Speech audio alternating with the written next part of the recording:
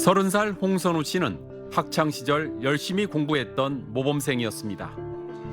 고등학교 때부터 계속해서 공부를 해왔고 좋은 대학 가기 위해서 공부를 했고 이제 대학 가서도 어머님한테 최대한 손 안 벌려고 노력한 것도 있는데 어쨌든 간에 빚을 지게 되다 보니까 내가 이렇게 살려고 공부를 한 것도 아닌데 사실 빚의 굴레, 그 시작은 갑작스런 실직 때문이었습니다. 선우 씨는 대학 ROTC를 거쳐 장교, 그러니까 직업 군인이 됐습니다. 어쨌든 장교로 가면은 어쨌든 소위 말하는 병사로 가는 것보다 월급은 그 당시에는 월급이 좀 많았었거든요. 월급이.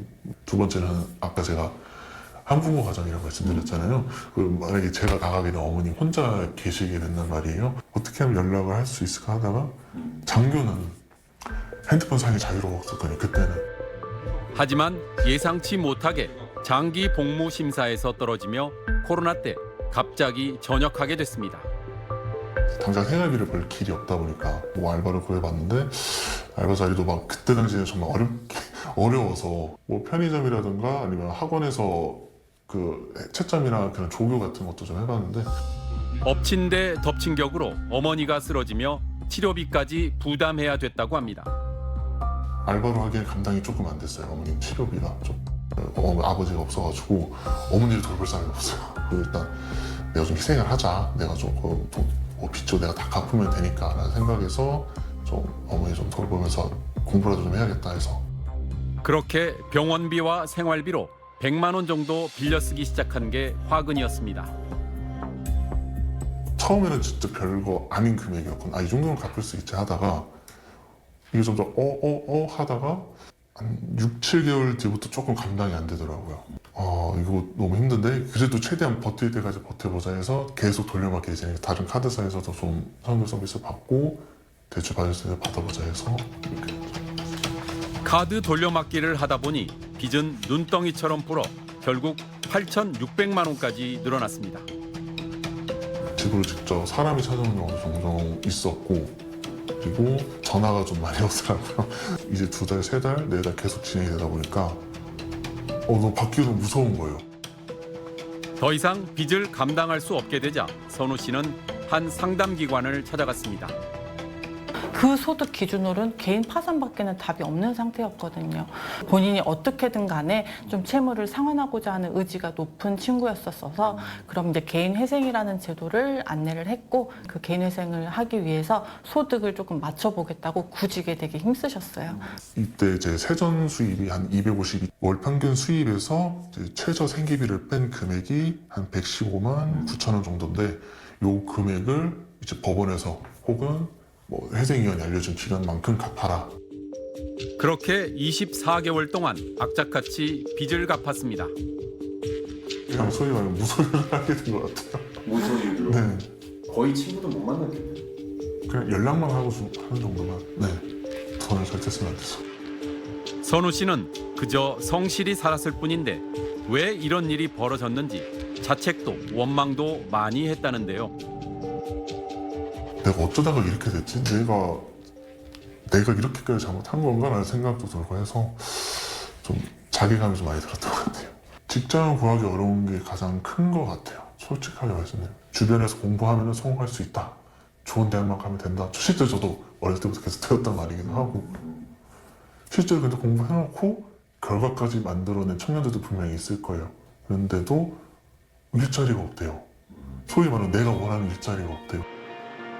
변제를 마치고 면책을 눈앞에 둔 요즘은 오전엔 자격증 공부를 하고 오후에 출근해 밤까지 일합니다.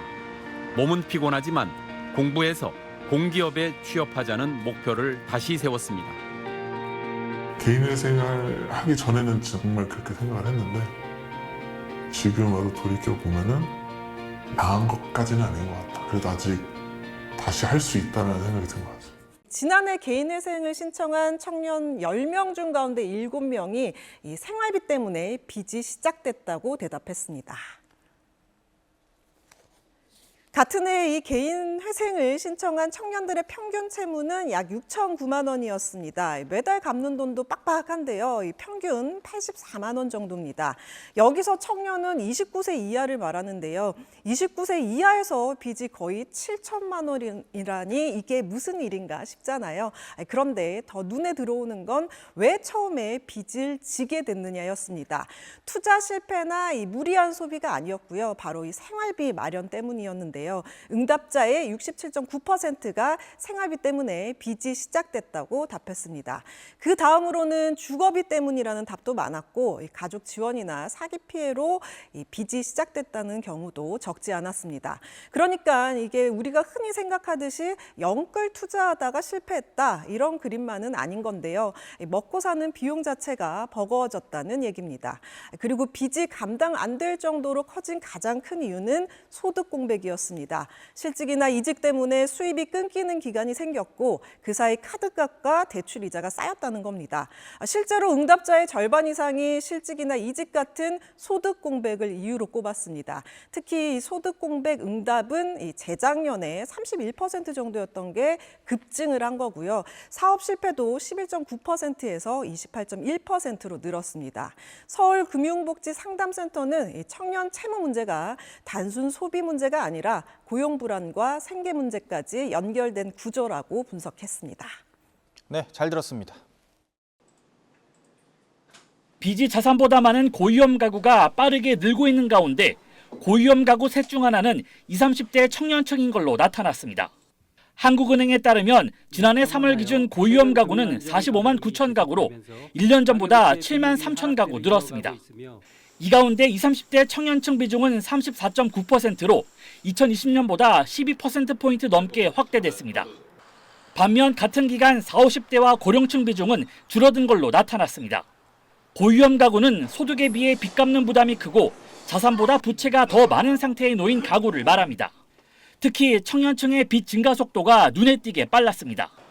청년 고위험 가구의 금융부채 규모는 최근 5년 사이 2.4배 증가했습니다. 코로나19 팬데믹 이후 상대적으로 소득과 자산이 적은 청년층이 집을 사거나 주식에 투자하기 위해 대출을 늘린 영향으로 풀이됩니다. 전체 고위험 가구가 가진 금융부채도 96조 원을 넘어서며 1년 전보다 많이 증가했습니다. 지방 부동산 시장 침체와 가계부채 증가세가 이어지면서 빚 상환 부담이 이어진 영향으로 분석됩니다. 한국은행은 집값이나 자산 가격이 내려가거나 지방 주택시장 회복이 늦어질 경우 빚이 많은 가구를 중심으로 상환 부담이 더 커질 수 있다며 주의를 당부했습니다. SBS 이성훈입니다. 조정이나 이런 것 때문에 비은행 쪽에서의